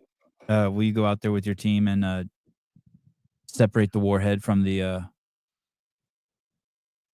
no problem. I'm an E4. Don't worry about it. Yeah, no problem. I'm an E4. We got this shit. Juneteenth. Ladies and gentlemen, the only hope this country has, I present to you the black man. Let me tell you something about Juneteenth you probably didn't know. Even if you did know, share this video anyway, because you'd be surprised how many people do not know these facts. Juneteenth started here in Texas, and the only reason it exists is because it commemorates Union General Gordon Granger having to go all the way down to the beaches of Galveston, Texas on June 19th, 1865 to tell the slaves there that they were free. Now, if you know your history, you know Abraham Lincoln signed the Emancipation Proclamation 2.5 years prior. So why were the slaves not already freed? It was because the Southern Democratic slave owners of the day did not want to abide by Abraham Lincoln's proclamation, so they literally kept their own slaves in the dark for over 2 years. So Gordon Granger had to go all the way down there to essentially force them to free the slaves they were going to keep indefinitely because they did not want to release their control over them. Now, those are all facts you can look up easily for yourself. And most people have no idea those facts are actually true. And honestly, Democrats do not want you to know that information because it paints them in a negative light and it reframes the entire framework of Juneteenth. It was only made a federal holiday pretty recently, in 2021, actually, when Joe Biden turned it into a national holiday. And one of the reasons the left did that is because they want to essentially rewrite history as it relates to this topic and basically smooth over what their party was responsible for in the past. Now, I already know what's going to happen. We're going to have people who are going to say, oh, yeah, well, the party switched. Let me tell you why that argument makes zero sense whatsoever. First of all, if the parties did switch and Democrats did care about the black community, you would see evidence of that in our communities. But do you see that evidence? No. Additionally, saying the party switch does two things. Number one, it acknowledges the fact that Democrats were the original party of the KKK. But two, it's an extra leap in absurdity because in order to believe the party switch, you have to believe that the Republicans and Democrats basically met together and said, okay, we're going to shake hands and switch sides now. Just apply basic logic to this argument. It's almost like saying, okay, yeah, I had an abusive ex-girlfriend or ex-boyfriend, right? But they said they changed, so I'm going to take them back, even though they do nothing for me now. That is the same logic that is applied to the party switch argument, and it's ridiculous. At the end of the day, anyone paying attention knows that the Democrat Party just uses minorities to achieve their political ends. Nothing has changed over the years, and the parties never did switch.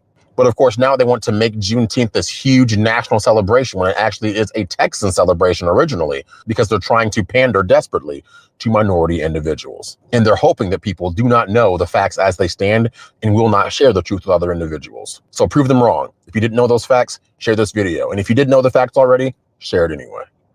Hey, the argument's pretty bulletproof because even if they did want to, even if they are sincere in their desire to help minorities, no one wants your help. You're fucking shit up. This is amazing. What? Everything this guy just said is complete bullshit. Democrats don't give a fuck about what parties were like 200 years ago. Yeah, we know. You're right. You're right. Holy shit. That comment's amazing right there. So there's a black guy that I went to college with. He posted something about how Juneteenth celebrates the day that Republicans freed the slaves from the Democrats. And this fat white bitch that I also went to college with commented underneath and said, "No, you're wrong. You're wrong. I know exactly. Don't try to use that argument." And watching that video just makes me so happy. It is insane to me. How are they wrong? She said, so you're just going to sit there and pretend the party shift didn't happen? Nice try, but your narrative just isn't accurate. Like she's she's like not acknowledging history or anything at all. I don't know. I have no idea. She's a fucking lunatic. Hey, what their ideology has always been the same, and the manifestations of it are just slightly different, and it confuses people like Pat. But it's always been the same. Like they don't care whether they kill you with bullets or fucking making Coca-Cola free that's sent to your house. It doesn't matter what if coming out of their mouth is they want to help you or they want to hurt you. It doesn't matter. Their method of operation, their 5 steps of helping black people always hurts them. It's been like that for fucking ever. Whether it's to enslave you because we have to protect you because you're idiots, or because whether we have to send you government money to help you because you're too stupid to work for yourself. Either way, they're always getting hurt at the hands of the Democrats. You can pick whatever words you want, but the parties didn't switch at all. It just looks different. It's like people still go for shopping from point A to point B in vehicles. It used to be by horse and carriage. Now it's by car. It's the same shit. Yeah, it's just a different method of how they're getting to what they want. That's what I was saying at the beginning of the episode when I was like, yeah, sometimes people confuse niceties and the way that it's presented with the labor of that fruit. Like what's the optimal, like what's the outcome of what they were pushing? And a lot of times we just forget about the outcome and we just focus on their nice words. Pat, I beg you to look into it, dude. You're looking at it like from a 5,000 foot view. You're looking at from they used to enslave you on the plantation to now they fucking enslaving you in a certain quarter in the city that they'll forever keep you financially fucking stuck in. Like, dude, you just go a little bigger picture, dude. Don't be duped by fucking words, dude. They've cast a spell on you, Pat. They've cast a fucking spell on you, brother. You're just go bigger picture. Just see the outcome. They're just still moving the rock from the right hand to the left hand. Now they're telling you that they're moving it from the right fingers to the left fingers, and you're believing there's some sort of there's been some sort of change. There hasn't. Mike Sandone, New York Times leaked an internal report from an official that says the only way to prevent Iran from making a nuke is to allow them to retain the ability to make a nuke. I'm open to hearing that explanation. Just, we talked about keep kicking them down every time they get close, I guess. Did we you talk? guys can keep doing that. Did we talk about Inside the Booty podcast yet? We did. We did talk about the big-headed hottie and the Persian sweetheart. We did. That was like the first hour of the show. Yeah. Tons of great feedback. I'll be cutting you guys a check for providing content for this show. Whatever, I'll pay for you whatever your 1 week of your friendly fee. Yeah, that you pay. We'll pay the friendly fee this week. What's gonna happen? Studio fee. What's gonna happen in a year when they have a show on this podcast channel? It's funny, as you were saying that, I was thinking that same thing. What a great journey.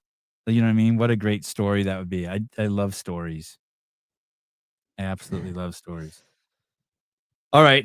Anyone have any closing words? Did you hold on? I want to share this real quick. By the way, next Saturday I'm gonna have a party. Probably. Everyone's invited if you want to come. UFC party. If enough people want to come, I'll ask Greg if I can have it at his house. It'll be fun. Big fight. Ilya Topuria is fighting. So if you want to come to my party, Susie, you want to come? Hell yeah. You want to come, Caleb? Yeah, dude. All right. I'll provide alcohol and brisket. Nice. Let's I'll bring invite this Jake. microphone and a small speaker. Let's. And a karaoke screen. For sure. What we have to do is if you do come Saturday, you can stay the night at my house, guys. If you guys come too, but so you don't have to drive home or anything. But dude, Saturday morning, let's go to the ranch with the Pep Link. Oh yeah, for sure. And let's do a podcast from the ranch and see if we can stream from there. Okay. Okay. I really want to test that. Okay. Go ahead, Caleb. I like this already. It is. How you ladies doing? Can I ask y'all a question? Sure. What's more important in a relationship, communication or finances? I'm a married lesbian. Who asked you that? Anybody asked you that? Damn. I don't know. Well, I mean, it still goes for Communication. communication. Yeah. I feel like we might have slightly different experiences. Hey, How you ladies play that again. doing? Can I ask y'all a question?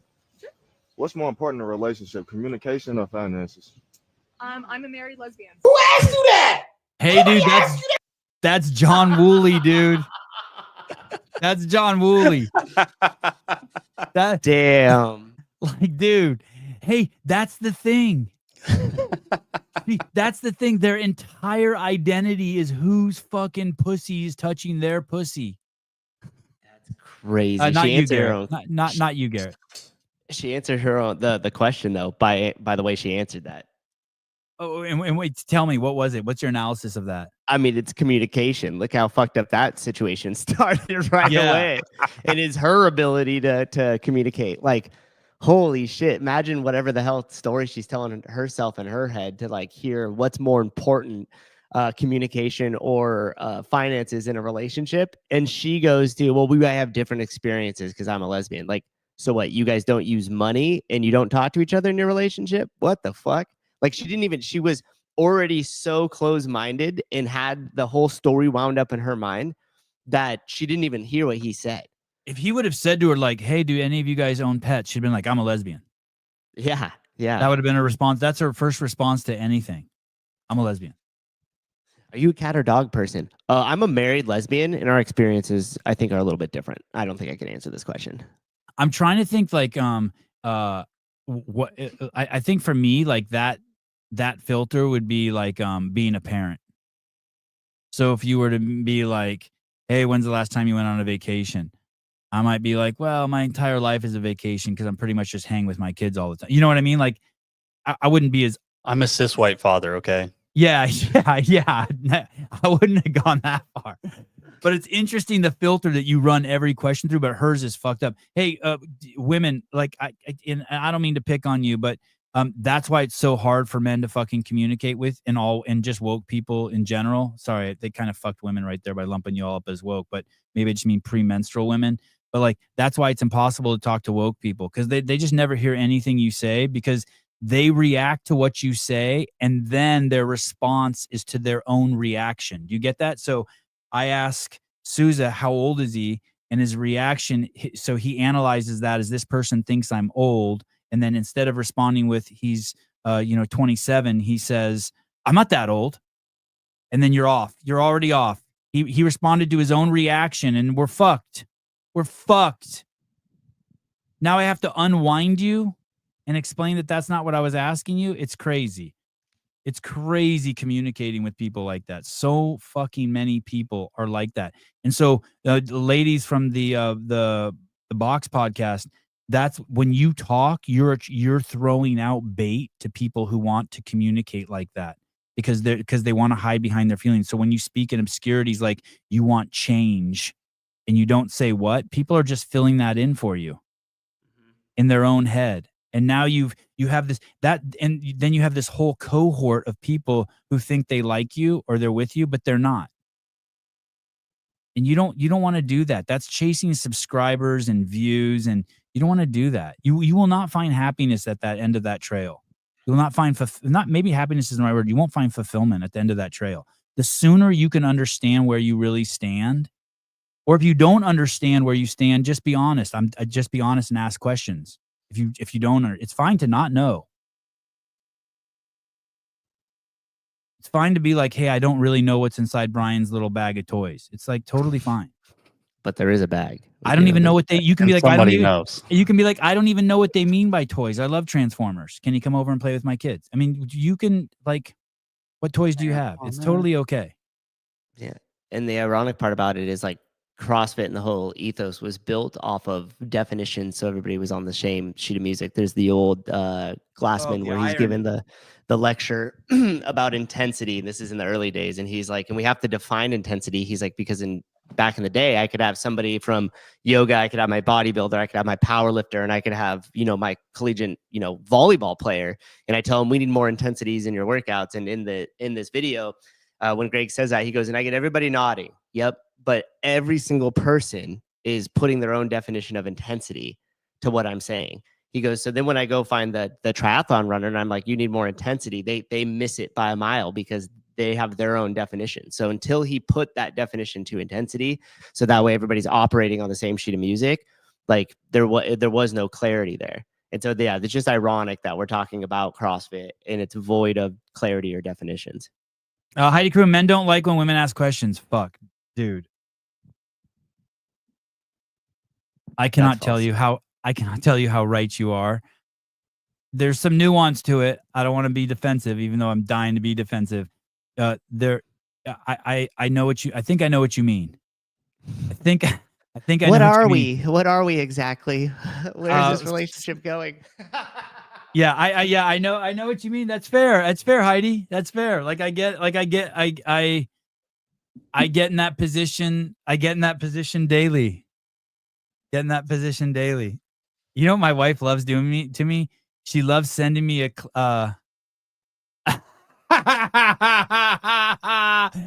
Maris Bryson loves when I ask him questions. It's like a fun game. He loves it. You just wait till you fucking get married. Let's see how much he loves it. My wife loves to send me like clips from Anomaly, or stuff on Instagram. And she'll be like, "Is this true?" Like, fuck. Here we go. All right. Banter in relationships is fun. Yeah, you wait. I win the game when he gets mad. Poor Bryson. He just gets in arguments with Taylor all the time. That is fucked up. My wife's like 10-0 then, or 15 million and 0. Oh shit, here we go. Today's show, Jeff is 8.9. That's up from 2 yesterday. Susan 9.3, Beaver 9.1. All right. Oh, last place again. All right. Got it by 0.2. Love you guys. Talk to you later. Bye-bye.